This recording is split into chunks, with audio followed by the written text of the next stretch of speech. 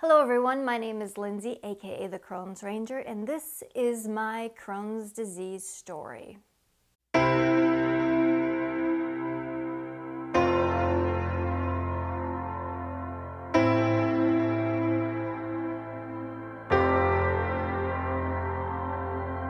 As far back as I can remember, I've always had stomach issues. I can remember being young as 10, 12, going in for scopes and MRIs and having to drink really nasty stuff and get pictures of my stomach taken.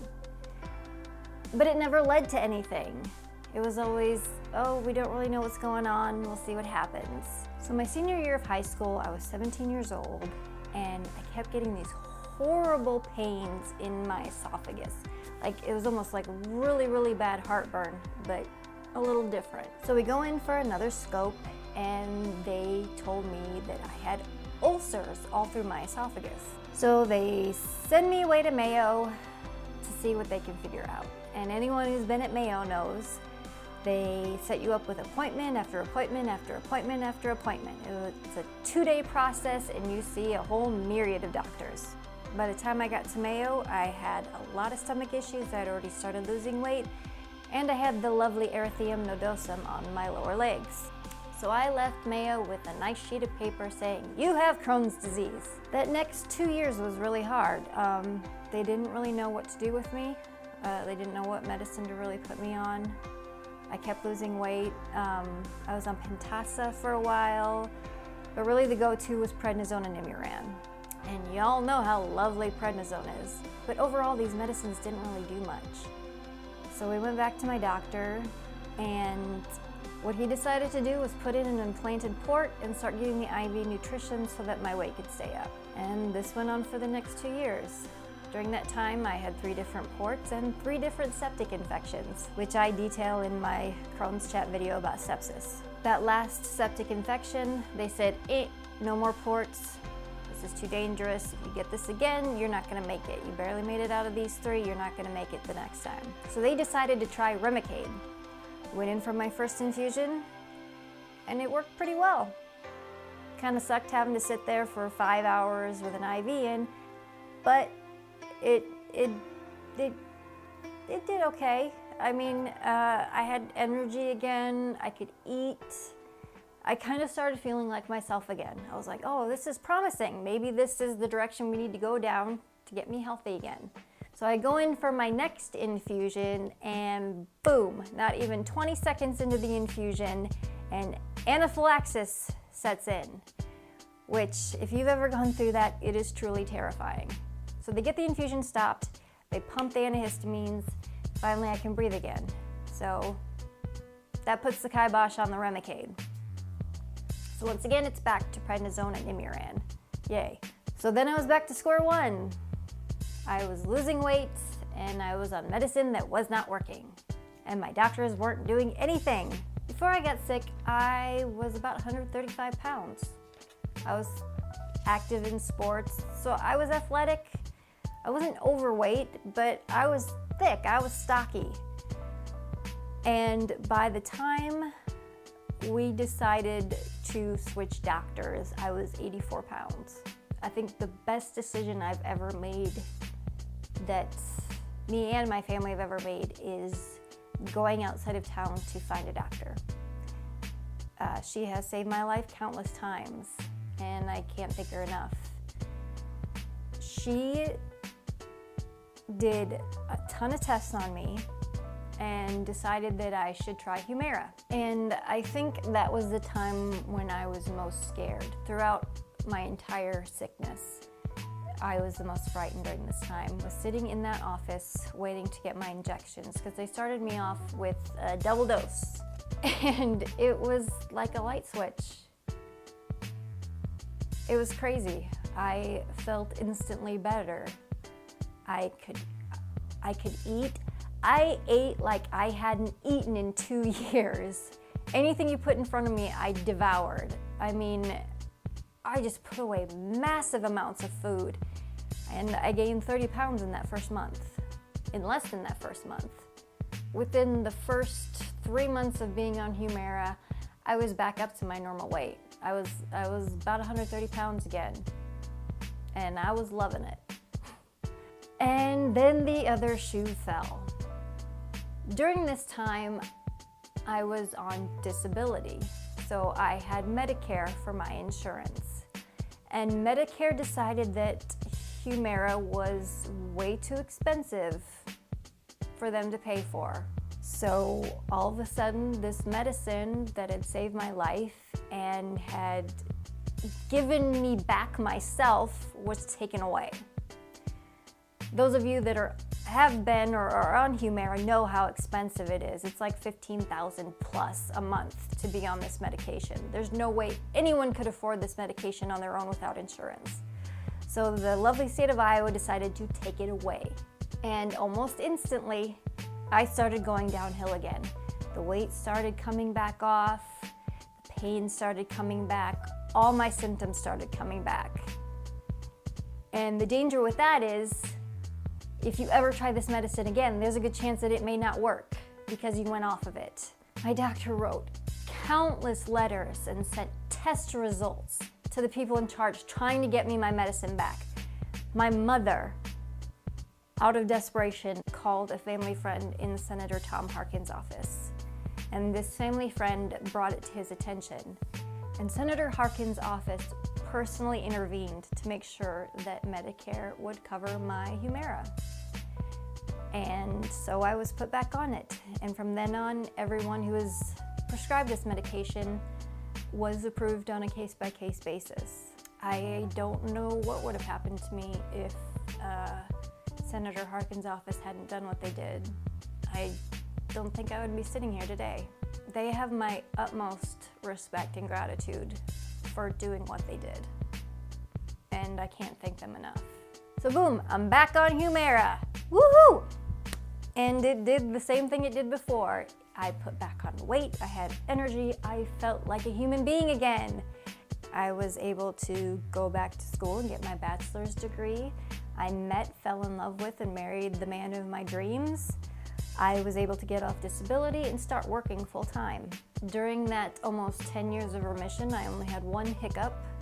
I had to have a resection in 2009, and after the surgery, I felt right as rain again. In the fall of 2011, the Humira stopped working as well as it had been. My symptoms slowly started coming back, and it interfered with my job, and I was let go. As time went on, even more weight came off.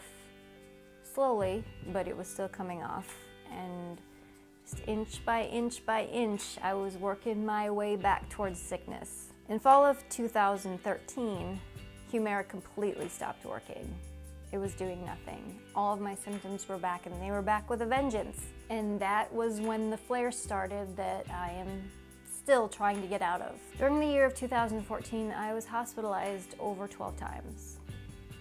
And each of those hospitalizations was anywhere from 5 to 12 days. And also during 2014, in the midst of all these hospitalizations, I lost my father. He had been diagnosed with cancer 5 years previous, and his treatment stopped working. And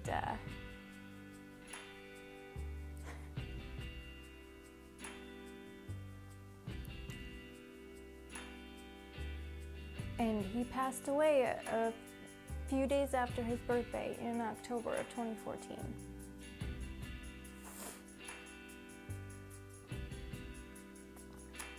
Me and my brothers and sister and my mom got to spend that final week with him. We all stayed at my mother's house.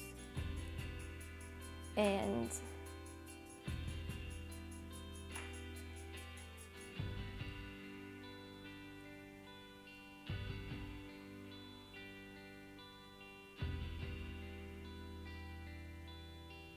it destroyed me to lose him that way. And I felt terrible that my disease took away time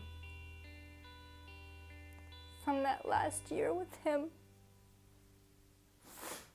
When I was in the hospital, I could have been spending so much time with him, but I couldn't because I was sick too. And it made me so angry that there was so much lost time because I was sick. There was so much lost time. Time I'll never get back.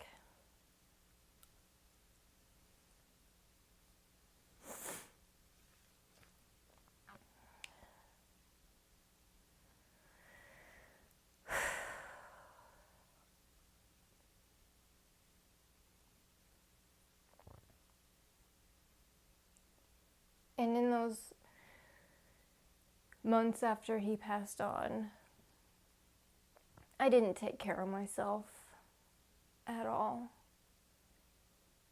And so I just got sicker and sicker, and thinner, and I had to use a cane. And it got really hard to walk.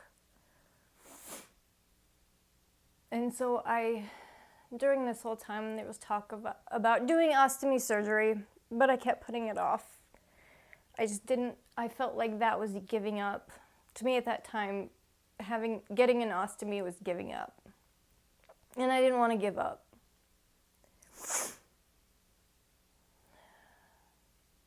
So I put it off until August 2015, where there was no other choice. I had to do it.